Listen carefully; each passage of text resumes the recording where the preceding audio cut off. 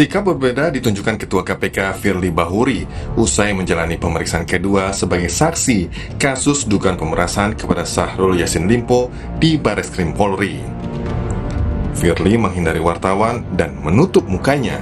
Sementara saat tak bisa hadir di pemanggilan pemeriksaan pertama Polda Metro Jaya, Firly dengan gamblang menjelaskan alasan ketidakhadirannya dan masih memimpin konferensi pers penetapan tersangka.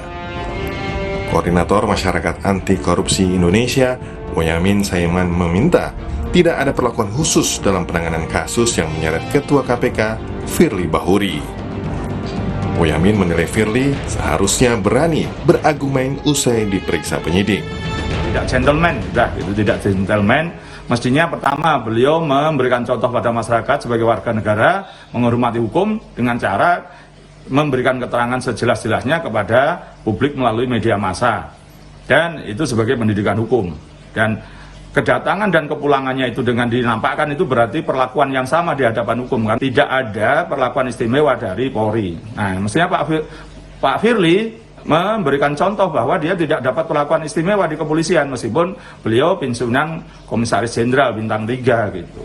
Ini yang kemudian saya berharap betul hal-hal yang memalukan seperti ini tidak terjadi lagi.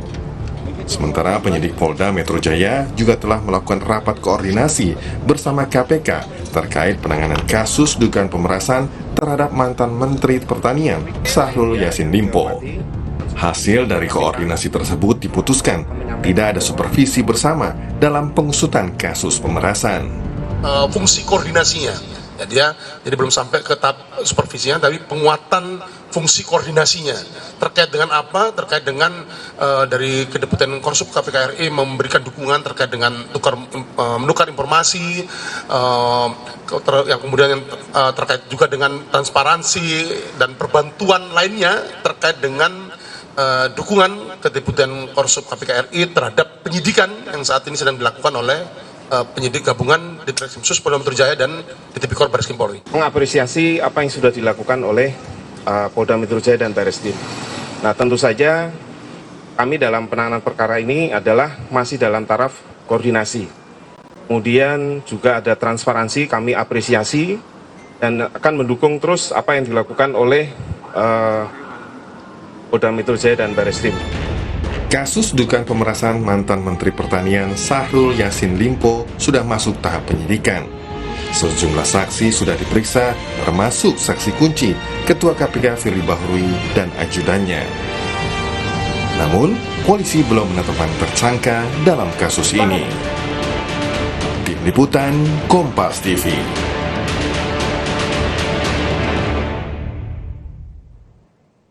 Lebih lengkap terkait proses hukum terhadap Ketua KPK Firly Bahuri dalam kasus dugaan pemerasan mantan Menteri Pertanian Syahrul Yassin Limpo, kita bahas bersama mantan Kabar Eskrim Komjen Purnawirawan Ito Sumardi, selamat sore, dan juga Ketua PBHE Mas Julius Ibrani.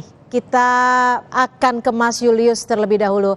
Mas Julius, jika Anda melihat nih, seperti apa sih proses hukum terhadap Firly Bahuri ini terkait kasus dugaan pemerasan? Apakah sudah sesuai dengan prosedur? Lalu jika ya, kenapa penetapan tersangka hingga saat ini belum juga ada?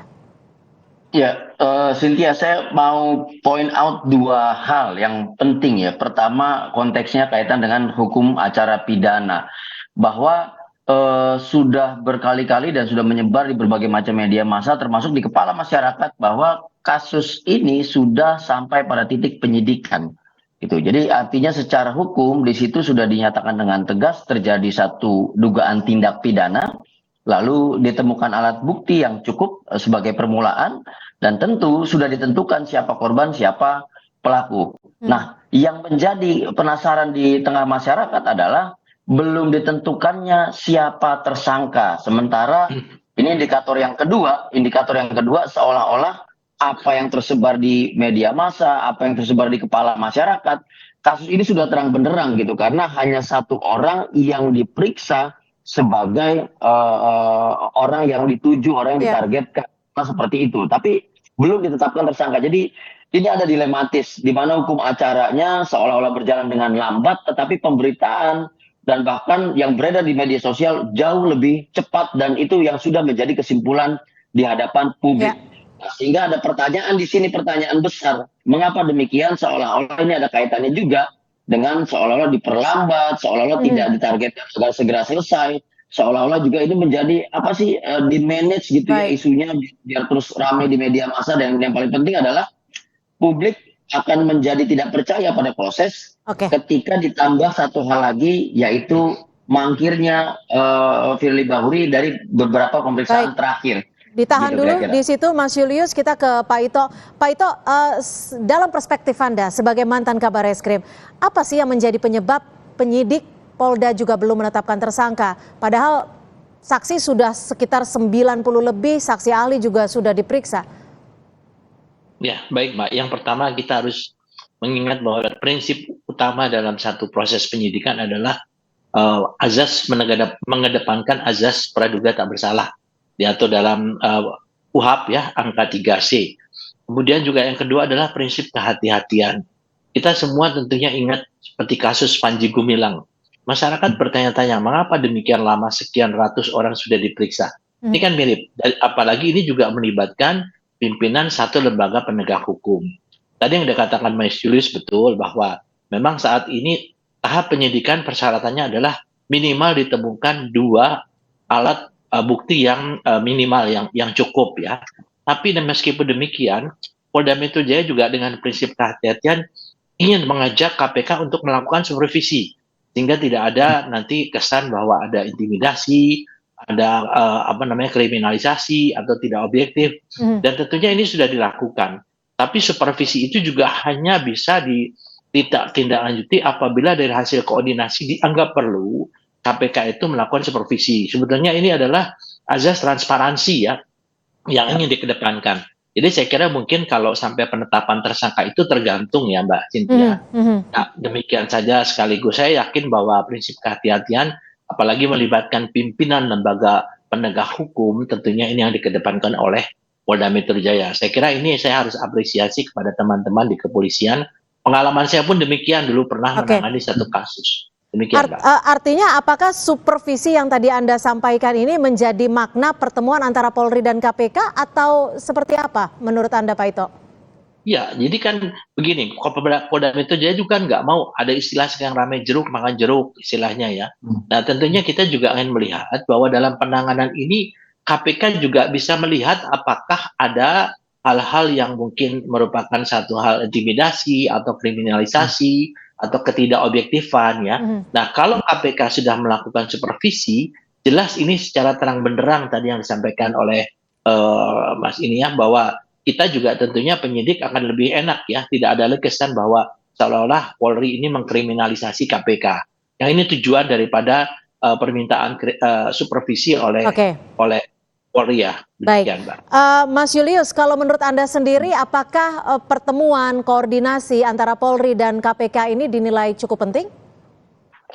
Ini memang hal yang krusial dan merupakan mandat undang-undang ya. Korsup, koordinasi dan supervisi, apalagi melibatkan 2 instansi yang berbeda sesama penegak hukum, ini sangat penting gitu.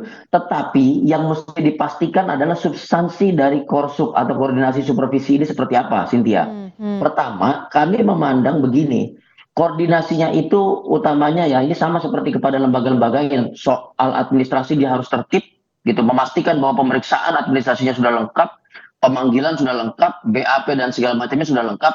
Dengan demikian, apapun yang sedang diperiksa oleh KPK nantinya, yang berkaitan dengan yang diperiksa di Polda, itu bisa juga tanda kutip dijaga gitu. Karena ini kan ada kaitannya dengan pemeriksaan Menteri SCL di KPK, lalu kaitannya juga pemerasan di Polda Metro Jaya. Nah, ini harus disinkronisasi. Jangan sampai supervisi ini malah menjadi forum intervensi.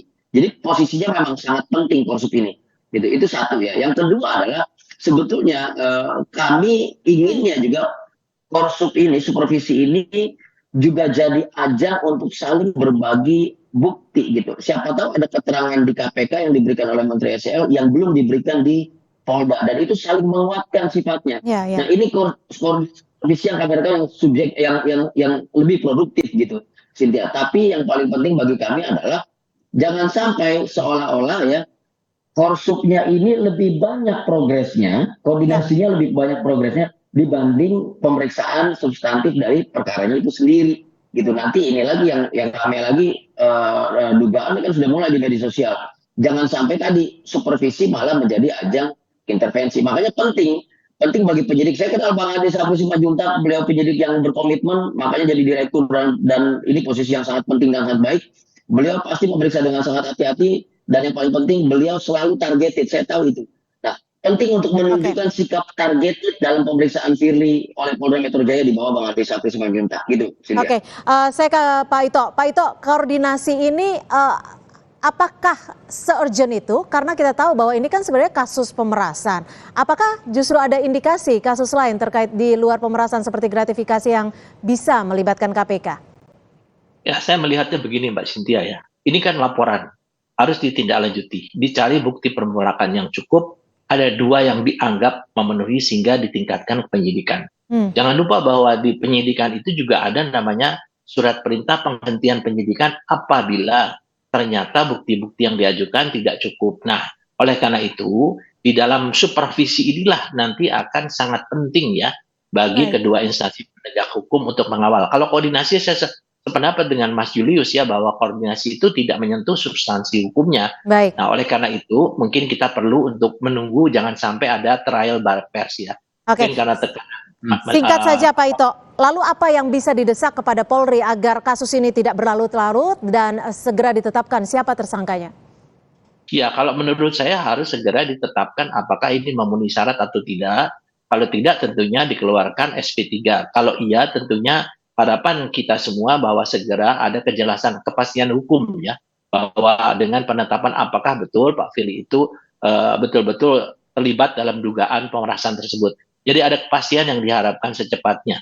Baik. Kepastian itu apakah terlibat ataukah tidak. Demikian. Baik, singkat saja dari Mas Julius apa yang bisa didesak kepada pihak Polri? Singkat saja. Yang didesak cuma satu, harus progres. Karena ini sudah penyidikan, maka penting untuk menetapkan tersangka agar bisa nanti dibuktikan di persidangan melalui penuntutan. Hanya ini yang ditunggu oleh masyarakat.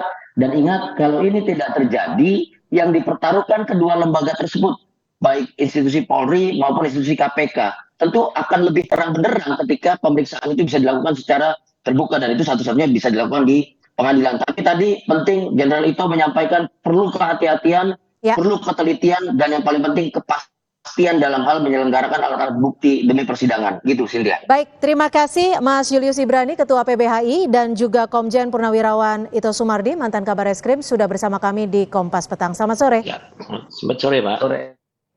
Saudara, informasi lainnya di Kompas Petang akan kami hadirkan.